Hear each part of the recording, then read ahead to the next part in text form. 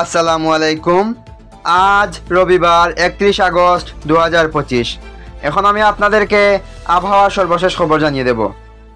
যদি ভিডিওটি ভালো লাগে অবশ্যই লাইক দিয়ে চ্যানেলটি সাবস্ক্রাইব করবেন এবং আপনি কোন বিভাগ থেকে আমার ভিডিও দেখছেন তা অবশ্যই কমেন্ট করে জানাবেন।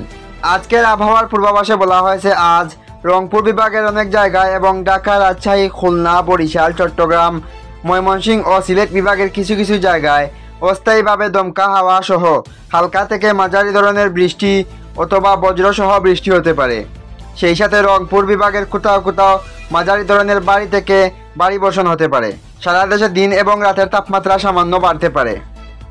বৃষ্টিপাত রংপুর বিভাগের অনেক জায়গায় এবং ঢাকা, রাজশাহী, খুলনা, বরিশাল, চট্টগ্রাম, ময়মনসিংহ ও সিলেট বিভাগের কিছু কিছু জায়গায় অস্থায়ীভাবে দমকা হাওয়া সহ হালকা থেকে মাঝারি ধরনের বৃষ্টি অথবা বজ্রসহ বৃষ্টি হতে পারে। সেই সাথে রংপুর বিভাগের কোথাও কোথাও মাঝারি ধরনের ভারী থেকে অতি ভারী বর্ষণও হতে পারে।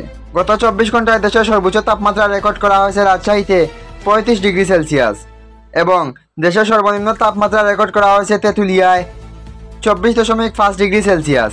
গত 24 ঘন্টায় ঢাকার সর্বোচ্চ তাপমাত্রা ছিল 32.7 ডিগ্রি সেলসিয়াস এবং সর্বনিম্ন তাপমাত্রা ছিল 27.3 ডিগ্রি সেলসিয়াস।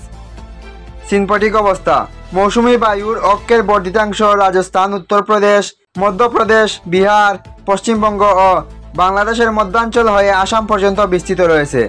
এর একটি বর্ধিতাংশ উত্তর বঙ্গোপসাগর পর্যন্ত বিস্তৃত রয়েছে। মৌসুমী বায়ু বাংলাদেশের উপর মোটামুটি সক্রিয় এবং উত্তর বঙ্গোপসাগরে মাঝারি অবস্থায় রয়েছে। সামুদ্রিক সতর্কবার্তা কোনো সতর্কবার্তা নেই এবং কোনো সংকেতও দেখানো হয়নি।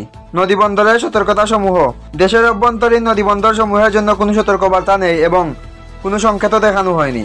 এই ছিল আবহাওয়ার সর্বশেষ খবর।